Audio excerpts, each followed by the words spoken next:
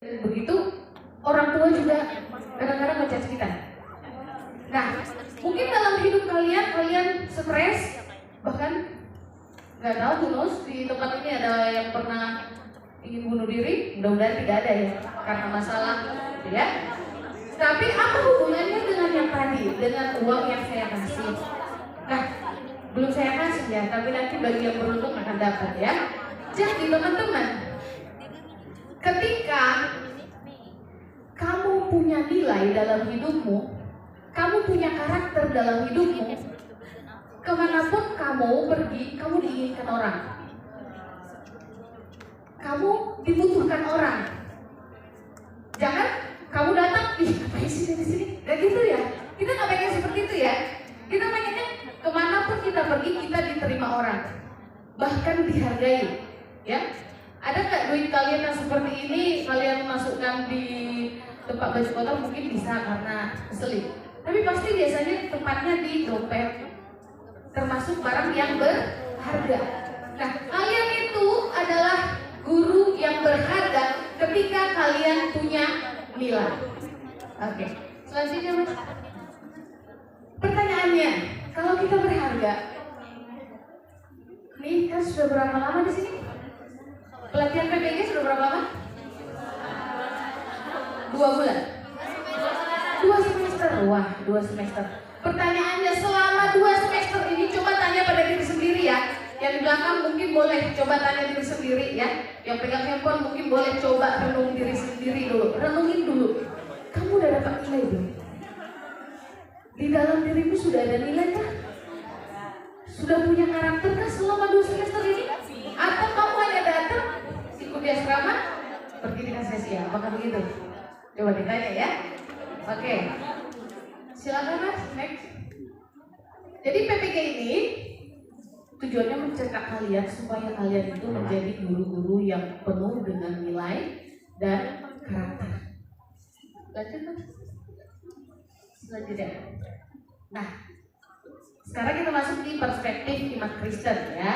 Sedikit masuk di perspektif iman Kristen. Di setiap agama ada ini. Jadi di orang Kristen itu, guru di orang Kristen itu harus menjadi garam dan terang. 5:5 ya. Ini kalau lampunya kita matiin, kalian bisa lihat cowok-cowok ganteng ini enggak? Ganteng, nggak ada ciptaan Tuhan yang gak ganteng ya kalau laki-laki ya. Kalian bisa lihat perempuan-perempuan di sini yang cantik kalau lampunya mati? Tidak bisa. Tugas seorang guru menurut orang Kristen adalah menjadi terang. Salah satunya terang. Dia menerangi kegelapan. Kegelapan di mana sih? Kegelapan bagi anak didik. Ketika anak didik itu belum tahu, ya. Jadi beberapa profesor yang sudah melakukan penelitian bahwa di Indonesia itu IQ-nya rendah, ya betul kan? Tapi itu terbantahkan oleh profesor yang lain bahwa sebenarnya tidak ada IQ yang rendah. Yang ada dia belum tahu. Kenapa belum tahu? Karena tidak diajarkan. Guru tugasnya mengajarkan. Kalau murid-murid itu bodoh, kita sebut bodoh ya. Kenapa? Karena dia belum tahu. Dia ada di dalam satu kegelapan. Sehingga karena dia berada di dalam kegelapan, nah kita masuk sebagai guru untuk menerangi mereka. Kita memberikan pengetahuan. Misalnya tadi yang dari fisika memberikan ilmu fisika, yang dari PGSD bisa mengajar baca tulis itu, sampai mereka bisa melihat dunia ini. Gitu. Dari perspektif Kristen itu. Lalu garam. Memasak tanpa garam enak gak rasanya? Hambar ya. Jadi guru itu bagi orang Kristen mungkin juga bisa diambil teman-teman di sini menjadi garam supaya murid-murid itu nggak hambar hidupnya. Kalian masuk ke sana, mengajar mereka sehingga hidup mereka berasa. Kelihatan nggak? Tidak kelihatan. Garam kalau udah dicampur makanan kelihatan? Tidak. Makanya tadi lagu yang tadi, guru adalah perawat tanpa jasa. Mungkin mereka sekarang SD, masuk SMP, guru SD-nya sudah dilupakan. Atau mungkin kalian mengajar SMP, masuk SMA, guru SMP-nya sudah dilupakan. ketika kalian sudah menerangi, sudah memberikan rasa, percayalah ada upah yang menunggu kalian. Lanjut Mas. Oke, kita dari tadi berbicara tentang karakter dan nilai. Nah, kalau ini beneran nih, siapa yang bisa mendefinisikan apa perbedaan karakter dan nilai? Oke, jawaban yang terbaik dapat yang mana? Maju. Boleh maju, boleh. Jangan sendiri dong, sendiri. Jangan pakai itu dulu, dari kalian dulu. Apa beda karakter dan nilai? Satu, kalau nggak ada nih berarti hidupnya ditarik. Satu, dua.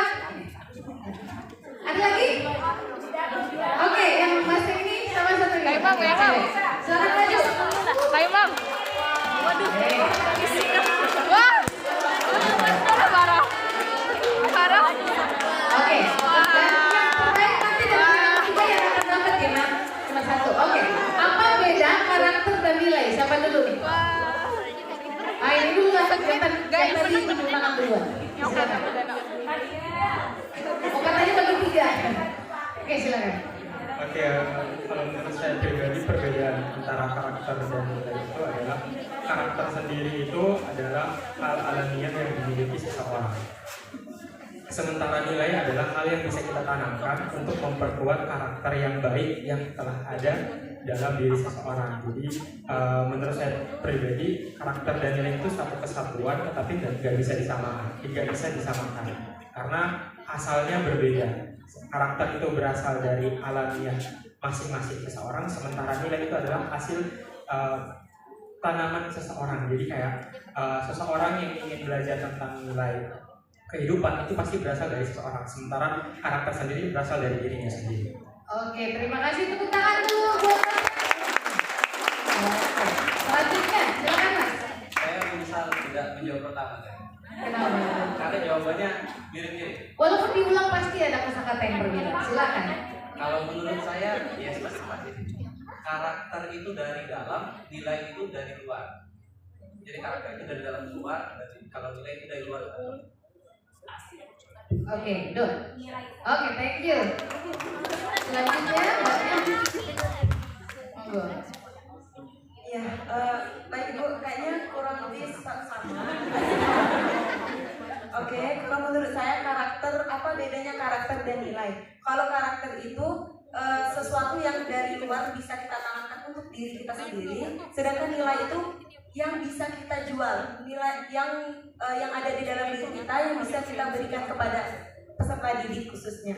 Nah, contohnya misalnya nilai kedisiplinan atau nilai luhur. Jadi kita itu yang memberikan nilai kedisiplinan itu kepada anak, dan kita yang mencontohkan nilai luhur itu. Nah, sedangkan karakter yang dari luar itu yang kita tanamkan untuk diri kita. Terima kasih. Oke, terima kasih, tepuk tangan dulu buat mereka bertiga ya. Kira-kira sama ya? Jadi bagi gerakan ya. Oke, silakan. Silakan nanti bagi tiga. Tepuk tangan dulu buat mereka bertiga.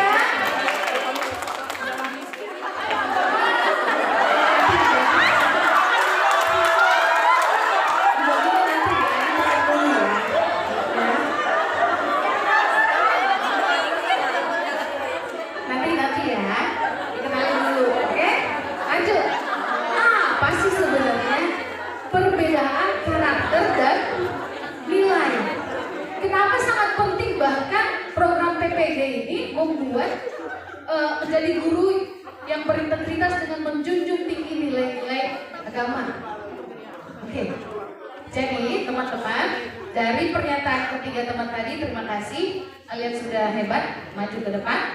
Jadi nilai dan karakter itu adalah suatu dua kata yang tidak bisa dipisahkan, saling mendukung satu sama lain. Bukan dari dalam keluar atau dari luar ke dalam. Nilai itu adalah konsepnya. Pernah nulis artikel di depan itu ada abstrak, ya. Jadi abstrak itu adalah kayak semacam ringkasan dari isi, benar ya? Oke, itulah nilai. Jadi nilai itu konsep atau contoh nyatanya jadi abstrak. Sementara kalau karakter itu perwujudan dari nilai. Atau kalau di bagian artikel kita bisa sebut itu adalah hasil dan bahasan. Bahkan kesimpulan masuk di dalamnya, perwujudannya. Oke, sampai di sini paham? Oke, contoh yang lain. Misalnya, seorang punya nilai dalam hidupnya, misalnya nilai yang dimiliki adalah kejujuran. Kita tahu ya semua ya, bahwa di agama Kristen atau agama Islam, semua mengajarkan kejujuran. Itu adalah nilai. Tapi ketika dipraktekkan, misalnya tidak menyontek, itu adalah karakter. Paham sampai di sini kira-kira ya? Jadi nilai dan karakter itu yang perlu kita miliki sebagai seorang guru apa? Apa sih? Nilai karakter apa yang harus kita miliki sih? Sehingga kita menjadi guru yang profesional, yang layak dibayar. Kalaupun nggak dibayar, nggak masalah. Sharing dengan gratis nggak masalah. Nilai apa sih yang harus kalian punya? Sehingga tadi seperti uang yang 50.000 itu, kalian berharga bagi orang lain. Kalian bermanfaat bagi orang lain. Ada yang boleh kasih jawaban? Nilai apa sih yang harus dimiliki guru? Ini karena udah gak ada hadiahnya lagi. Ayo tambah lagi. Thanks Pak. Ya, oke. Jadi menurut kasih Kristen, perspektif Kristen, saya sebut dengan 7K. 7KP. Nilai yang pertama adalah kasih. Kelihatan nggak? Boleh baca sama-sama nggak? Boleh sama-sama ya? Yang pertama, kasih. Kedua, ketiga, keempat, kelima, keenam, ketujuh, kedelapan. Saya kalau menjabarkan ini, saya yakin kalian pasti lebih jago. Apalagi menggunakan ChatGPT, ya kan? Siapa di sini yang nggak bisa menggunakan ChatGPT? Ada? Nggak mungkin, mustahil. Ya kan? Nah, ini mungkin nanti bisa kalian pelajari. Memang dari Alkitab itu terdiri dari 66 kitab, dari Kejadian sampai Wahyu. Intinya itu adalah mengajarkan kasih. Kita seorang guru itu harus mengasihi diri sendiri, mengasihi keluarga, mengasihi murid-murid. Bohong kita berkorban bagi orang lain kalau kita tidak mengasihi. Gitu. Jadi prinsip utama, nilai utama yang harus kita miliki adalah kasih, ya. Kemudian keadilan tadi sudah dijelaskan oleh Pak Anwar. Kerendahan hati juga sudah ada ya, ternyata walaupun beda agama ternyata ada nilai-nilai yang sama, apalagi untuk seorang guru. Tetapi untuk lebih konkret, di Kristen itu ada namanya buah roh. Ada yang hafal nggak? 9 buah roh, ada yang hafal nggak? Oleh satu orang maju.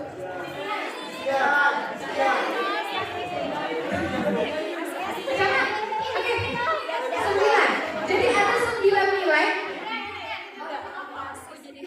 disebut dengan buah roh. Lupa ini. Ada yang ingat? Kasih, ayo silakan. Gak sempurna nggak apa-apa, yang ada aja.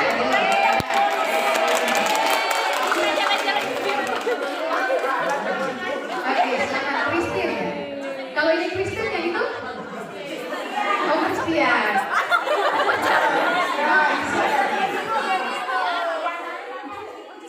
Kasih, sukacita, damai sejahtera, kesabaran, kemurahan, kesetiaan, penguasaan diri. Kesabaran, kemurahan, lemah lembutan, kebaikan dan penguasaan diri. Oke, thank you Kristin. Jadi ada 9 nilai kasih, sukacita. Jadi guru itu harus sukacita.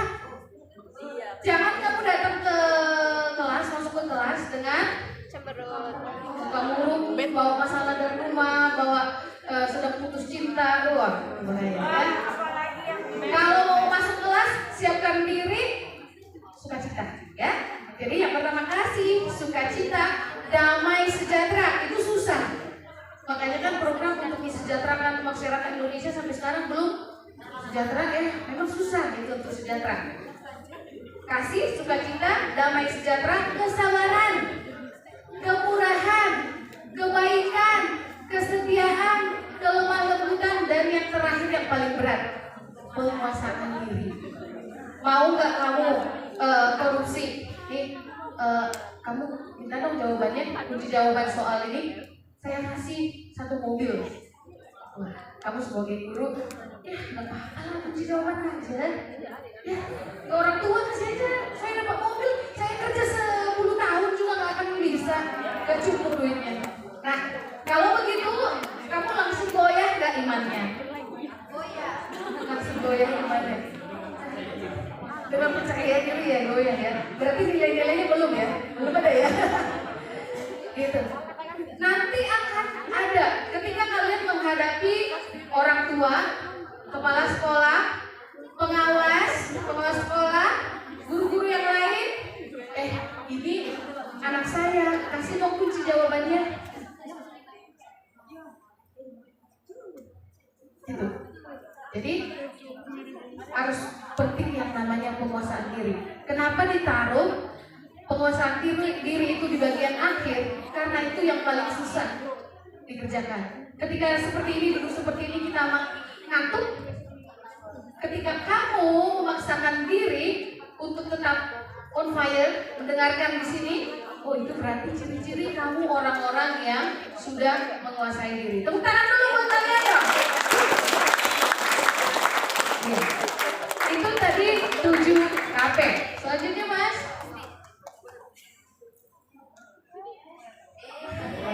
Ya, lanjut Mas boleh? Lanjut Mas lagi. Kayaknya mereka juga udah. Kita lagi Mas. Ya, ini slide yang terakhir, kedua sebelum terakhir ya. Udah bosan kan? Ya. Sudah ngantuk juga nggak? Apalagi yang lagi puasa ya. Tenang. Saya sebagai Kristen saya juga berpuasa seperti ini ya. Jadi kita sama-sama masih sama-sama merasakan puasa ya. Bagaimana caranya supaya nilai-nilai yang tadi itu bisa kita terapkan atau kita miliki?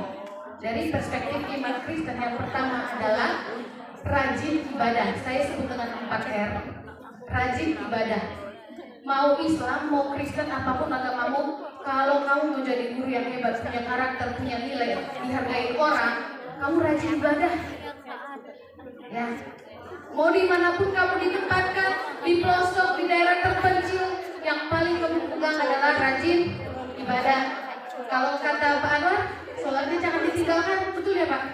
Yang Kristen, doanya jangan ditinggalkan, rajin ibadah. Gitu. Yang kedua, rajin berdoa.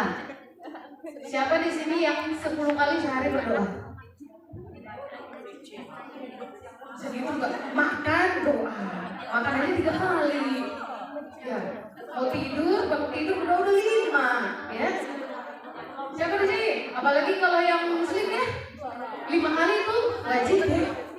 Sunnah kalau katanya. Benar. Wajib ya. Rajin ibadah, rajin berdoa, rajin baca Alkitab. Kalau di Kristen, guru-guru ini, kalau yang Islam jangan ya, bacanya Al-Quran ya.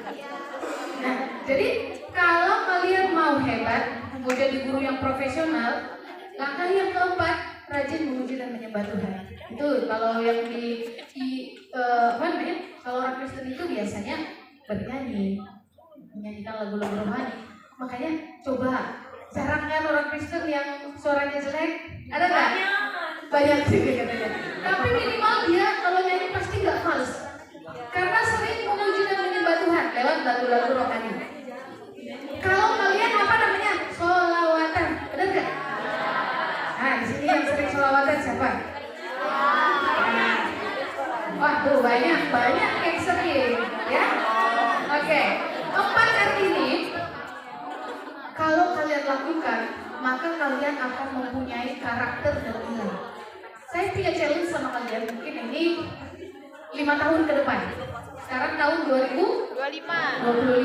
Tahun 2030 ke depan, saya punya challenge buat kalian selama 5 tahun ini. Siapa yang berani mengambil challenge ini? Challenge-nya adalah kalian berikan waktu kepada Tuhan 2 jam 1 hari. Setiap hari, terserah ya, whatever. Mau di pagi, mau di siang, mau di sore, mau sholat 5 waktu. Pokoknya dikumulasikan semuanya 2 jam. Oke? Coba lakukan ini selama 5 tahun. Challenge 5 tahun ke depan, ketemu dengan saya, kamu sudah pasti jadi orang sukses. Amin. Ya, percaya sama saya. 2 jam 1 hari. Kalau sholat 5 waktu, sholat 10 menit, sudah sejam cuma sholat aja, belum baca Qurannya, ya, sholawatannya. Pokoknya berikan waktu sama Tuhan selama 2 jam 1 hari. Ini dilakukan terus menerus sampai 5 tahun berturut-turut. Ini challenge buat kalian. Mungkin besok saya nggak akan ketemu kalian lagi, kan? Dengan program yang berbeda atau ketemu dengan program yang berbeda. 5 tahun ini challenge atau tantang diri kalian.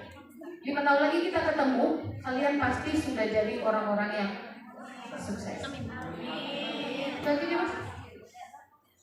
Lanjut. Ya, itu dia. Terima kasih. Kalian diserahkan kepada Pak Anwar.